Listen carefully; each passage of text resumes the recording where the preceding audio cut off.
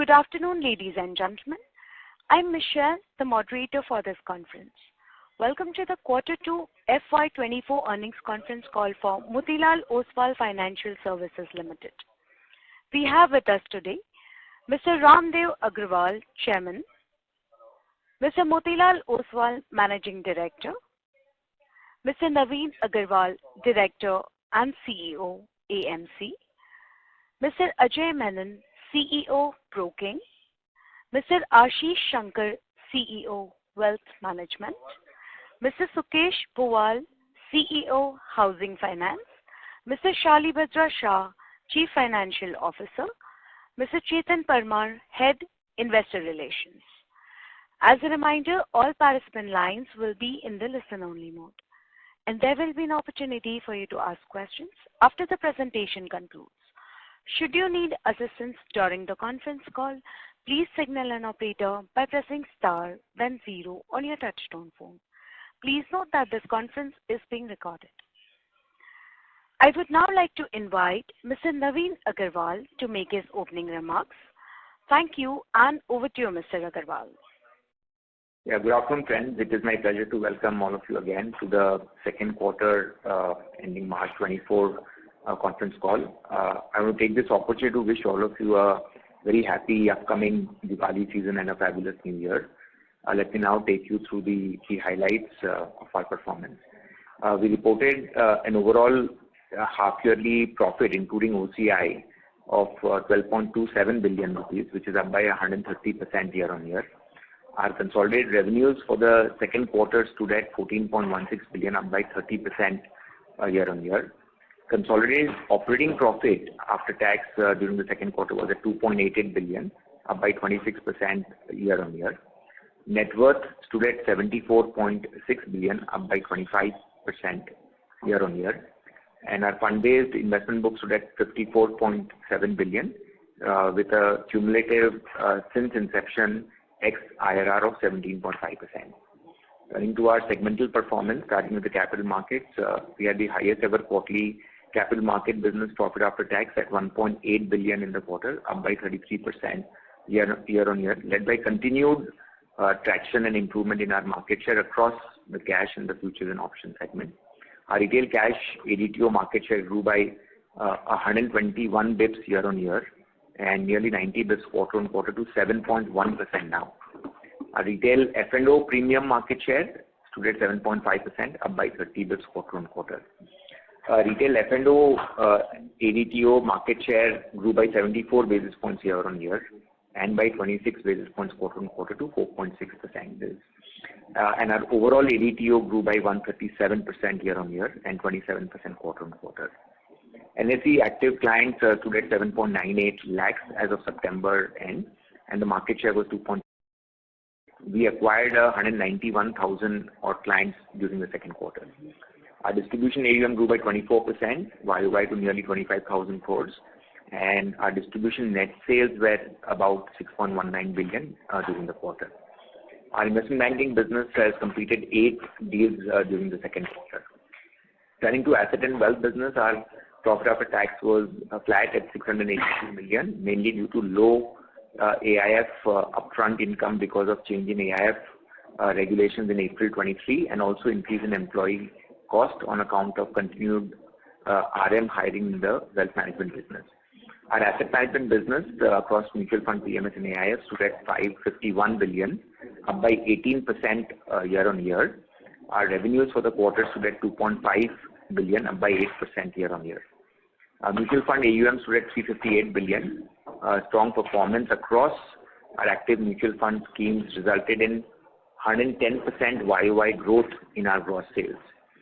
We added 210,000 new SIPs during the second quarter. This was up nearly 3 times year-on-year and up by over 60% quarter-on-quarter. And our SIP flow market share improved by about 0.5% on a year-on-year basis. Wealth management AUM grew by 91% year-on-year to 733 billion as on end of September. Strong net sales of 23 billion in the second quarter was up by 66% year-on-year. Wealth business revenues grew by 11% year-on-year to 571 million. Private equity fee earning AUM stood at about 98 billion across our private equity growth and real estate funds. In second quarter, revenues grew by 18% year-on-year at 461 million. We are pleased to share also the launch of our sixth real estate fund, adding to our diverse investment product suite. Turning to the home finance business, our focus continues to be to meaningfully ramp up our sales force and also simultaneously improve the productivity of the sales force. During the second quarter, we've expanded our sales team by onboarding 187 net sales RM, taking the total count to 629. We would like to grow this RM count to 1,000 from 629 by March 24 in another 5 months' time. Our efforts to boost productivity have started yielding results. 80% of our logins are now approved within a span of 2 days. Additionally, our login to sanction ratio has shown an improvement of 42% in second quarter compared to 36% in the first quarter. Moreover, we've taken significant steps to ramp up our sales distribution framework. This includes setting up of a dedicated team catering to small and large distributors, direct sales, ensuring more efficient approach to our overall sales process. The housing finance business profits stood at 328 million in the second quarter, and disbursements during the quarter were at 2 billion, up by 112% quarter-on-quarter. Our objective is, as we grow the sales team meaningfully to 1,000 count by March 24, on a quarter-on-quarter basis, this 2 billion disbursement number in the coming quarters should meaningfully ramp up. Our AUM stood at 37.2 billion, and with the growth in disbursements after staying flat for a few years, we hope to grow the AUMs also strongly. I'll spend the last few minutes on how we look at the larger opportunity for the Motilal Oswal Financial Services firm, what choices we are making to tap this opportunity, and the milestones we are setting for ourselves for the foreseeable future. The big picture, as we see, it is very exciting for the overall financial business, services business, and specifically for each of our businesses. Over the last 25 years, India generated gross savings of about $13 trillion. As per a study done by us, we expect this to rise meaningfully to over $100 trillion in the next 25 years, led by various factors, including an ascent in India's rank to top 3 with a GDP of nearly 10x of the current size. We expect this to throw up exponential opportunities for our capital market, asset and wealth businesses, in fact, each of our businesses. By way of context, retail participation has increased immensely over the last decade, with a strong addition in demat accounts, which have grown nearly 3x in the last 3 years itself. This has led to a strong growth in retail broking ADTO, which has grown by nearly 12x in the last 3 years. Motilal Oswal, with its digital strategy, provides the best of both the worlds to its customers. During this 3-year period of strong 12x growth in the market ADTO, we have in fact been able to grow our market share by a third, from 3.6% 3 years ago in September 20 to 4.6% now in September 23. Our retail cash market share during this time period has gone up from 5.4% to 7.1%. In FY23, the fiscal year ending March 23, Motilal Oswal is ranked among the top 3 in terms of brokerage revenues after Zerodha and Angel. And our focus remains, with all the initiatives that we are taking, to further improve our market share in this rather fast-growing market. With over 2,500 experienced advisors on our own rolls, who apart from broking offer a bouquet of financial services solutions, our distribution AUM has also grown strongly at a 30% CAGR in the last 3 years, from 11,000 crores in September 20 to over 25,000 crores in September 23. On a large client base of over 4 million clients, the current cross-sell ratio stands at under 6% and is a focus area for us. We are in the process of strengthening our team meaningfully here too, with an objective of ramping up the AUM from the 25,000 crore number in the coming years. With persistent efforts of the Indian distribution community and AMFI, we have witnessed strong growth in industry SIP flows and mutual fund AUM too. In the last 7 years, the monthly SIP flows have grown at a compounded 23% per annum and hit a record high of 16,300 crores in the last month of September, compared to a mere 3,000 crores 7 years back. We believe our asset management business is well positioned to tap into this opportunity. Our QGLP investment philosophy, with clear focus on high quality, high growth investments, has been reoriented to deliver sustainable performance from highest performances earlier. This has resulted in improved fund performance across the board, in turn driving the strong flows and market share in both the mutual fund and the alternate side. The net sales of our mutual fund business turned positive, backed by top quartile performances across the schemes like mid cap, large and mid cap, balanced advantage fund. Our market share for the month of September for our large and mid cap fund was at nearly 4%, and for our mid cap fund was nearly 8%. The overall market share of the firm stands at a tad under 1%, and as you may have seen through the presentation, we look to at least more than double this market share in the coming quarters. We've also seen this will be supported by a strong recovery in our flagship scheme. Our Flexi Cap on a 1 year basis now is generating positive alpha. Also in our SIP side, we've seen our market share grow from 0.9% to 1.4%, and there too the drive is to take this market share up meaningfully higher. On the alternate side, 16 out of the 19 products that we manage for clients have outperformed the benchmark. And here again, our aim is to get back to the leadership position in the alternate space. Our volumes for AIF has picked up in the second quarter post regulatory changes where there was a ban on upfront revenues in the first quarter. Our thematic fund founder strategy, which was launched just 2 quarters ago, has already garnered an AUM of over 1,000 crores and has been empaneled by various retail and wealth platforms. Further, we've seen onboarding by the top 3 retail banks of India for our AMC products in the recent past, and are hoping to meaningfully ramp up our AUMs in the coming quarters with these banks. Turning to our private wealth business, we had clearly laid down our strategy to strengthen the relationship manager base in FY21 to reach 300 RMs by March 26. We are on course for that plan and have added 39 RMs over the last 6 months to reach a RM count of 221 as of September 23. This number was 128 3 years back. Investments in RM has brought down our operating profit margins to 25% compared to historical trend of 45%.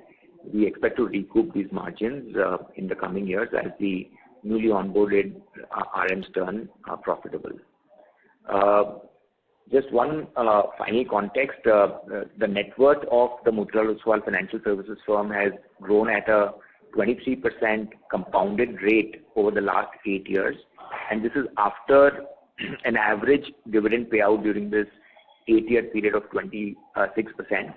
Our focus to increase the net worth compounding, led by the turnaround in the asset management business performance, the home finance business performance, the private wealth improvement in margins, and the investment banking business performance, coupled with the improving IRR that we hope to achieve in our investment book through the reallocation that we proposed, make us very excited about continued growth in net worth at a similar, if not higher pace than the 23% compounding in the last 8 years. We remain excited overall about all our businesses, and we are now open for Q&A. Thank you. Thank you very much, sir. We will now begin the question and answer session. Anyone who wishes to ask questions may please press star and 1 on their touchtone phone.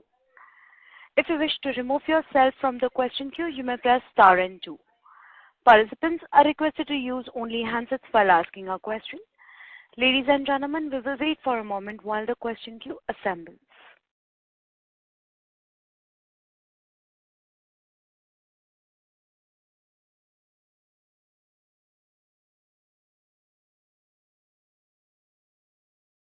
The first question is from the line of Namit Arora from Ingrowth Capital. Please go ahead.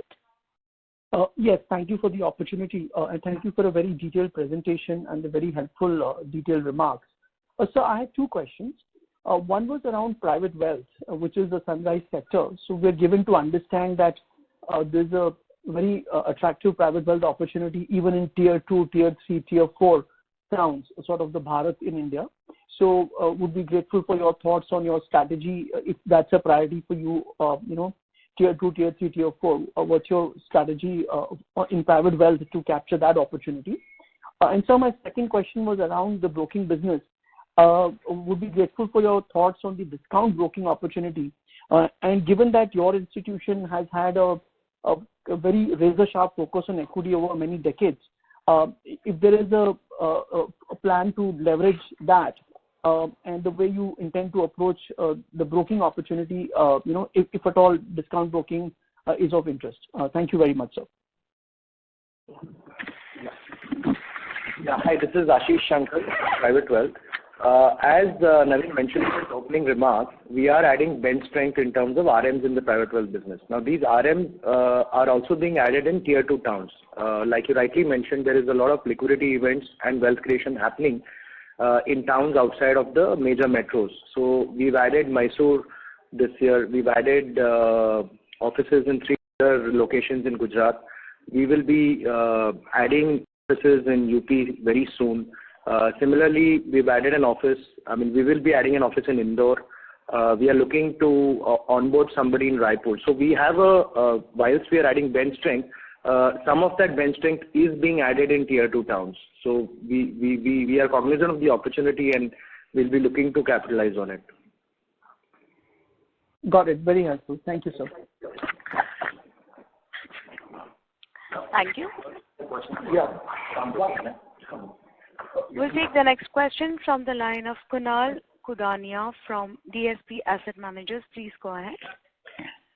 Good afternoon. This is Vivek Ramakrishnan. I had a couple of questions. First, on your housing finance business, where you're hiring, but the AUM, if you see quarter on quarter, has been pretty stable. In fact, if you take it from the March quarter, it seems to be lower only, and you can see that. So how does the cost income and when does the business achieve greater scale? And any commentary on the GNPA and NPA numbers? So that will be question number one on the housing finance. I'll also ask a question on the other business. In the in the wealth management business, we see that your interest income has gone up a lot. Is it because of growth in loan size? Because if we subtract it from the total loan size, we see there seems to be a big LAS portfolio. So could you tell us any color on how big it's going to get, and where do you expect that to end? Thank you. So on the housing finance side, so overall, as we said at the start of the call, so actually the idea is to ramp up our sales engine, and actually in Q2 we've added almost 190 sales RM, and there's a strong plan to add RMs which would improve our throughput of disbursements. So far, if you see overall quarter on quarter, our disbursements have gone up from almost 93 crores in Q1 to 193 crores in Q2. So there is certainly improvement in our monthly run rate of disbursements, and corresponding AUMs will also tend to grow up in line with that. On the cost to income side, the question was, so basically there, the cost to income would marginally go up given that we are in hiring phase and in investment mode in this business. However, that would, if you see, our other revenues have also started increasing, which would more than compensate this proportion once we have the investment completes in next few months. So to that extent, you'll see the overall ROA getting stabilized. And coming to the asset quality, on quarter basis, there is improvement in the overall collection efficiencies. So Q2 generally starts off at a lower efficiency. However, Q1 starts with a lower efficiency, and Q2 we have catched up with the efficiencies, and the asset quality is very stable, and we expect to maintain the gross NPA levels below 2% and net NPA levels below 1.5%. That is on the overall housing side. And coming to the question on the NII on our capital market side of the business. So there is certainly a ramp up of our lending book that has happened on a year-on-year basis, and which has led to improvement in the NII and the overall activity improving at the overall active clients level as well. So the plan is to keep this overall as our equity has also been growing. If you see YOY at 25% on year-on-year basis and even 23% CAGR over last 8 years. So that gives us a headroom to actually leverage and take the opportunity of those HNI clients where we can lend this money, and that's one of the reasons where we have focused to ramp up this number. So we would be maintaining this overall leverage within the overall 2x X housing cover. So accordingly, we would be growing with that number in mind. That's the point. To answer on the discount question, is the last actually one of the last question was on the discount opportunity. So actually, so given that our overall we have been our strength is on advisory side of the business. So we have built the business for advising to our customers, and we're one of the largest number of advisors in our retail broking business. So we don't have any plans to go to the discount way. In fact, because there's a lot of focus to improve our distribution and overall NII along with the brokerage revenues, where advisors would not only do broking but even do cross-selling of all the third-party distribution products, where we are actually ramping up a lot of team. So there is no plan of us to go on the discount side of the broking. Thank you. So, just so, on the home finance, your AUM has not increased despite the fact that they're saying the disbursements have increased. Is it that the runoffs and disbursements are just matched with each other, or are you seeing some business transfer out, or so when do we see the jump in AUM? I mean, you're hiring people, so I don't know whether you give a guidance, but if you look at March 24, where would you see the AUM in housing finance business? So firstly, I think March 22 to March 23, if you see last financial year, the AUM had grown by 10%.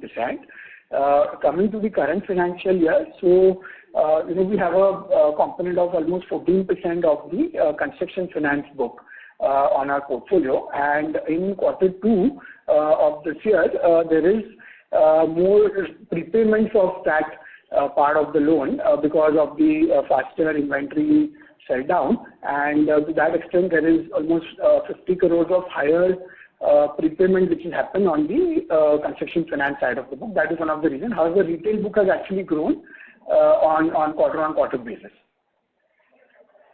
Oh, that's great. Thank you very much, and wish you all the best, and festive season greetings to you all. Thank you, Ram. Thank you. Thank you. A reminder to all the participants, anyone who wishes to ask questions may please press star and 1 now. We'll take the next question from the line of Namit Arora from Ingrowth Capital. Please go ahead. Yes, thank you for the opportunity again. And thank you to the team for addressing my question on discount broking. I had just one more question. This was to Sukesh. Given that Sukesh and Shobit and Rajesh and the team are building the business probably as a sort of fresh charter, new charter, I'm interested in Sukesh's thoughts on positioning in terms of your focus, let's say ticket size, products, geographies, given that housing finance is a very large opportunity. So, some thoughts on strategy and how you're prioritizing your time, management, bandwidth, and capital, given that it's also a very competitive space. Thank you. Yeah, thanks, Amit. The strategy right now is to improve our sales and distribution bandwidth, and we have right now we had an average sales FOS of only about 500, which is very small compared to the competitors, and we are focusing on ramping that up to reach a level of 1,000 FOS by the end of the year. And currently the strategy is to ramp up this FOS only in the existing branches, which is, our branches, we have about 110 branches which are spread across the country. The focus remains on the affordable housing space at the moment, because that's where the larger opportunity arises is existing. And the focus of all the major banks is on the salaried segment where the yields and the NIMs are much lesser. So our focus remains on the affordable segment where the NIMs are higher and the opportunity is much larger, and the competition is also less intense. So we expect to thrive in that segment for the moment, and grow our disbursement run rate to a much higher level in line with the growth in our team size. That's the short-term and near-term plan as of now. That's very helpful, Sukesh. All the best to the entire team, and warm festive greetings and greetings for the new summer to the entire MOF team. Thank you. Thank you. Thank you. We'll take the next question from the line of Kajal from ICICI Securities. Please go ahead. Hello. Hi, sir. Congratulations on good set of numbers. Sir, a couple of things. So right now we are seeing ASBA earlier was planned on only UPI platform, and now it is expected to be in a different fashion. So you see any impact there? And secondly, second question on recently SEBI has spoken about exchanges passback thing that which is getting passed on to the brokers. So what is the amount that we get as a passback, and what can be the impact of this in future? Thank you. So coming to the first point about ASBA, I think implementation is going to be very slow, and it is not going to be compulsory to start off with. And with the RBI implications on UPI and all, I think the impact will be comparatively very low as far as what we feel. And for the client set which we are managing, I don't think it will have a big impact on that. Coming to the discount on the transaction charges, I think it's still a discussion thing which NSE and the SEBI has to come back on. But if you look at our overall number of orders, the impact will be comparatively lower for us because we are looking at much high value clients. So the impact on that will be much lower compared to the discount brokers to that extent. Yes. So how does this passback work for a broker generally? It is basis number of orders, value. So basically what happens is that there is a slab system from the exchanges. So the client gets charged at the highest slab, whereas the broker gets charged at the lowest slab the moment he crosses the X volume. So the difference is to the credit of the broker. So typically for discount brokers, this number becomes very high. So they are getting the benefit of it from the being charged at the lowest slab, whereas they charge the client at the highest slab. Okay. Thank you very much, sir. Yeah. Thank you. Thank you. The next question is from the line of Hitesh Gulati from Haitong Securities. Please go ahead. Yeah, thank you, sir, for giving me the opportunity. So my question is on the capital market segment. So if you look at the operating expenses here, especially employee expenses and commission expenses for the quarter, they're up by 30% plus, almost in line with brokerage revenue, which is also up by 30% plus. So can you throw some light on what we are exactly trying to do here, because we are adding a lot of employees in this segment and commission expenses maybe is linked to brokerage revenue. The second question, sir, is on the interest income. Again, interest income is up by 90%. So is this mainly due to the margin funding book accretion? And if you can throw some light on this as well. Yeah. So, sorry, your second question on interest, if you could repeat. Sir, interest income is up by 90% for the quarter in the capital market segment, the broking segment. Yes. So what's the question on that? Sir, so can you throw some light on the margin funding book, because this 90% increase is quite high. So just wanted to understand, is this due to yield increase here because cost of deposits has also gone up, so there is substantial yield increase, or is there a substantial increase in the size of the book? Yeah, sure. So addressing to your first question, so actually revenues in the business have actually grown by 41% on a year-on-year basis, while broking revenue has grown by 32%.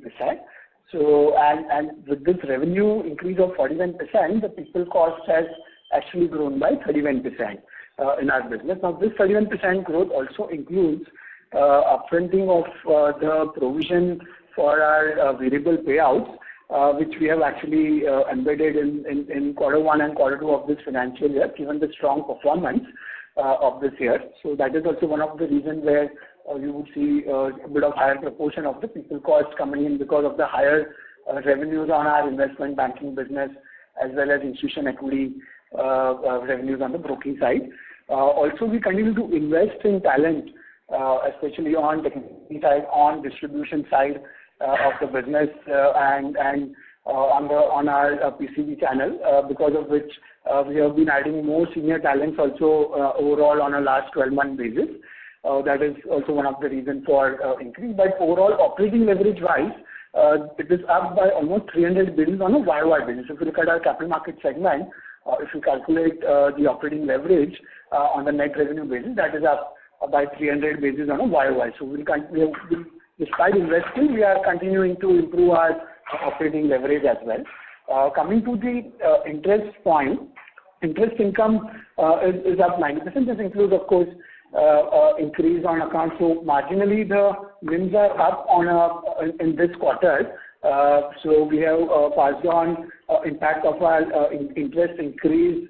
In last 2 quarters, we have been passing on that impact, and in Q2 we have actually improved our NIMs by almost 65 to 70 basis points on our interest lending book. The lending book comprised of certainly the margin trade financing book, basically, where there is surge. YOY basis, there is increase in the growth of this book. This book has almost sort of increased or doubled, given that earlier we were doing IPO financing and that opportunity is not there now. So given our strong balance sheet and net worth growth, again, it gives us an opportunity to leverage, and that is one of the reasons where we have increased our lending to HNI clients, especially on our the private client group channel and the franchising channel. That is resulting in increasing in our interest income. Yes, thank you, sir. That's it from my side. Thank you. Thank you. Before we take the next question, a reminder to all participants, anyone who wishes to ask questions may please press star and 1 on their touchtone phone. We'll take the next question from the line of Vignesh Iyer from Sequent Investments. Please go ahead. Thank you for the opportunity, sir. 2 questions from my side. First is on the home finance side of the business. Just wanted to know, we seem to be stabilizing in this year, but the sector we cater to, affordable housing, is showing a lot of traction. So what kind of AUM growth can we expect from FY25 onwards? And second question is, our cash balance is around 13,000. I'm sorry to interrupt. Mr. Iyer, your audio is not clear. May we request you to use your handset, please? Yeah, I'm using my handset. Sir, but your audio is not that clear. It's difficult to understand. Hold on a second. Okay. Yeah. Is it clear now? Yes, sir. Please continue. Yeah. So second question on my side is, our balance sheet shows cash of around 13,500 crores roughly. Can you tell me how much of that cash actually belongs to the company, and what is the cash that belongs to our customers? Yeah, thanks, Vignesh, for your question. As we mentioned earlier, we are ramping up our sales force from around 500 at the start of the year to end at 1,000 by the end of the year. And we have been, despite the fact that we've added a lot of people, we have been able to maintain our productivity. And we are, of course, in Q2 itself, we have seen our disbursement grow in line with the added investment. And with the further maturing of our stabilizing of the sales team, we expect the productivity to further improve. And so our disbursement run rate on the retail side should continue to grow in line with the addition of sales capacity, and we expect the AUM to grow accordingly on the retail side for the next year. Yeah, coming to the question on the cash and cash equivalent. So at the overall consolidated balance sheet level, 2,900 crores of cash and cash equivalent pertains to our own surplus cash on the balance sheet. Rest belongs to our basically creditors and the business. Yeah. Okay. Sir, but just if you could just give a ballpark number of what AUM growth is possible, like a 20-25% AUM growth possible in FY25.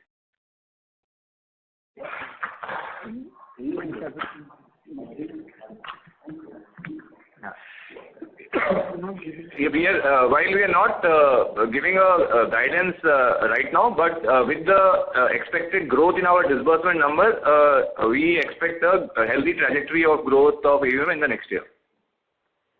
Okay, sir. Okay, sir. Yeah, that's all from my side. Thank you. Thank you. Participants, you may please press star and 1 to ask questions. The next question is from the line of Namit Arora from Ingrowth Capital. Please go ahead. Thank you. My question was to Naveen ji on MOAMC. Would be grateful for your thoughts on efforts to enhance market share. Besides the growth of the market itself, your thoughts on how you are focused on trying to enhance market share for MOAMC. And secondly, your thoughts on this entire active versus passive debate. And does the AMC have a strategy to capitalize on that opportunity as well in fashion, in a more aggressive manner, the active versus passive as well as ETFs and other products? Thank you. Yeah. So as far as our mutual funds are concerned, I highlighted to you that our market share in 2 of the categories where the funds have been doing well for a while has already touched 4% for the large and mid-cap category, 8% for the mid-cap category. This compares with the overall market share of 0.9% in terms of the share of AUM in the total outstanding equity AUM. I also highlighted that we have been onboarded by the top 3 retail banks in the last few months. And that is a process, where the entire banking channels pan-India starts, selling these products. Even the larger category, which is the Balance Advantage fund category, our fund is among the highest ranked funds in 1 to 3 year time period there. So that's a large category as well. And finally, I highlighted that our flagship Flexi Cap fund, which was market leader in that category at one point in time, has also on a 1-year basis now started delivering alpha and is in the top quartile of performance. So it is a very broad-based recovery combined with onboarding by both the retail channels, national distributors and IFAs, as well as by the banks and wealth channel. And so that is reflected in improvement in gross flows, reflected in the first quarter of positive net sales. We think that we have a long way to go as far as the ramping up of the market share here. Also, I highlighted that bulk of our alternate asset products, is the founder strategy, value migration strategy, the mid to mega strategy, the business opportunity strategy, the India growth funds. I mean, across the board, each of the products are performing top quartile, and we are seeing very strong distribution onboarding there too. In fact, for the month of September and October, even in the alternate space, we have seen very strong positive net sales when there is a slowdown in the overall market. So, the investment philosophy has been pivoted to more sustainable performance than the max performances. I highlighted that. This is reflected in the performances of most of the mutual fund and alternate products, also reflected in the onboarding of the products by the various distribution channels. As I speak to you, our sales team size right now is almost 4x of what this team size was when the AUM was similar, 4 years back. So we have meaningfully invested in the sales and distribution infrastructure. Also, we've opened a lot more new branches. The digital channel is contributing a lot more this time around as well. So just by way of context, in the last cycle, you saw the AMC grow from 1,000 crore AUM to 50,000 crores, led by sustained 5-6 years of performance. We are hoping that this 55,000 crore mark that we reported for the end of September is the beginning of this journey of the second phase of growth for the AMC. Turning to the passive business, there too, we have a leadership position in the international funds. We were the first to launch the Nasdaq and S&P 500 funds. We followed that up with a few other interesting international products, but after the RBI embargo on incremental investments, we are nearly capped out as far as that part of the passive business is concerned. And over the course of the last 7 quarters that this embargo has been in place, we have launched a lot of interesting domestic passive funds, including factor funds, sectoral funds, and so on.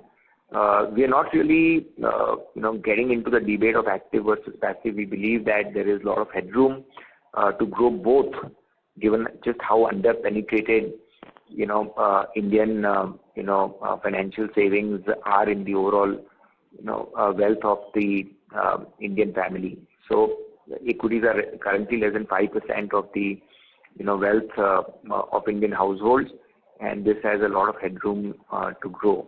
So we are well positioned, whether it's mutual fund or alternates, whether it is active or passive, with strong performances across the board, with much larger sales and distribution infrastructure and onboarding by the distribution partners. And we'll see how this shapes up, but the headroom to grow is really meaningful. Got it. Thank you for your very detailed and candid thoughts. This is most helpful, and all the very best to the entire team. Thank you, sir. Thank you.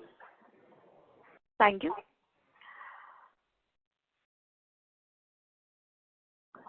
Ladies and gentlemen, as there are no further questions, I would now like to hand the conference over to the management for closing comments. Over to you, sir. On behalf of Motilal Oswal Financial Services Group, I would like to thank every participant for attending the Q2 FY24 Concall. In case of any further queries, please do get in touch with us on our investor relations desk. Thank you and have a good day. Thank you very much, sir. Thank you, members of the management. Ladies and gentlemen, on behalf of Motilal Oswal Financial Services, that concludes this conference. We thank you for joining us, and you may now disconnect your lines. Thank you.